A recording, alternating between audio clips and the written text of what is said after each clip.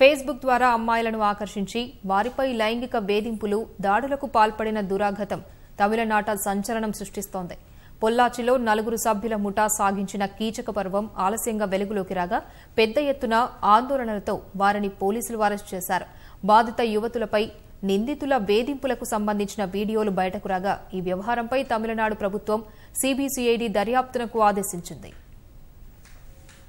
తమిళనాడులోని పొల్లాచి కేంద్రంగా 4 వ్యక్తులు సాగించిన కీచక పర్వం తీవ్ర కలకలం రేపుతోంది. ఫేస్బుక్ ద్వారా యువతులు, మహిళల్ని పరిచయం చేసుకుని ప్రేమాయణం సాగించినట్లు నటించిన ఈ 4 తర్వాత వారిని లైంగికంగా వేధించడం, వీడియో చిత్రీకరించి బెదిరింపులకు పాల్పడడం సంచలనం సృష్టించింది. కొన్ని నెలలుగా ఇలా తమిళనాడు వ్యాప్తంగా 50 మందికి పైగా యువతులు, మహిళలు వీరి వలలో చిక్కి నరకం చవిచూడగా 2 వారాల క్రితం 19 ఏళ్ల యువతిని బెదిరించి వేధింపులకు గురిచేయడం వెలుగుచూసింది. ఆమె ఈ విషయాన్ని తల్లిదండ్రులకు చెప్పడం వల్ల వారు పోలీసులను ఆశ్రయించగా వెంటనే తిరునావుక్కరసు, సతీష్, శబరిరాజన్, వసంతకుమార్లను అరెస్ట్ చేసిన పొల్లాచి పోలీసులు వారిపై గూండా చట్టం ప్రయోగించి జైలుకు తరలించారు. వీరి గుట్టు రట్టు చేసిన బాధిత యువతి అన్నను బెదిరించినందుకు తిరునావుక్కరసు స్నేహితులు మరో 4 కూడా పోలీసులు అరెస్ట్ చేసి విచారణ జరుపుతున్నారు.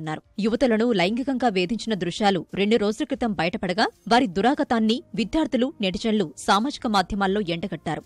నిందితుల్ని కఠినంగా శిక్షించడం సహా బాధితులకు న్యాయం చేయాలని తమిళనాడులోని పలు ప్రాంతాల్లో ధర్నాలు నిర్వహించారు.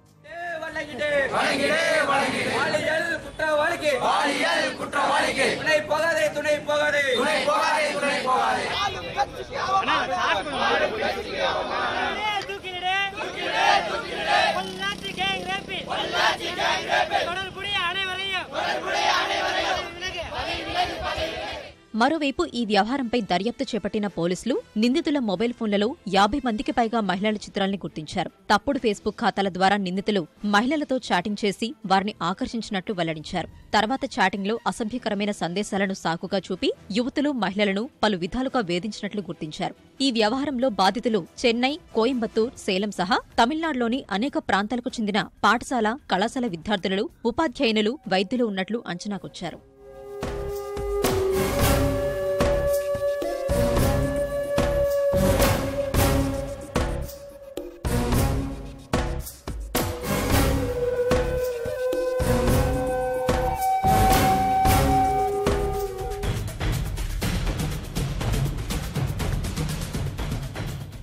ఈ కేసుతో సంబంధమున్న అధికార అన్నాడీఎంకే నేతను ఆ పార్టీ అధిష్టానం సస్పెండ్ చేయగా ఈ వ్యవహారాన్ని తీవ్రంగా పరిగణించిన ప్రతిపక్ష డీఎంకే ప్రభుత్వం నిష్పక్షపాత దర్యాప్తు జరిపించాలని డిమాండ్ చేసింది. డీఎంకే ఎంపీ కడిమొళి నేతృత్వంలో ఆ పార్టీ మహిళా కార్యకర్తలు పొల్లాచిలో భారీ ధర్నా చేపట్టారు. అయితే ధర్నాకు అనుమతి లేదంటూ పోలీసులు కడిమొళి సహా 2000 మంది కార్యకర్తల్ని అరెస్ట్ చేశారు. ఈ కేసు తీవ్రత దృష్ట్యా సమగ్ర దర్యాప్తు కోసం సిబిసిఐడికి అప్పగిస్తున్నట్లు డీజీపీ రాజేంద్రన్ ప్రకటించారు. దర్యాప్తు కోసం ఒక మహిళా ఎస్పీ, ఒక డీఎస్పీ, 5 సీఏలతో ప్రత్యేక బృందాన్ని ఏర్పాటు చేశారు.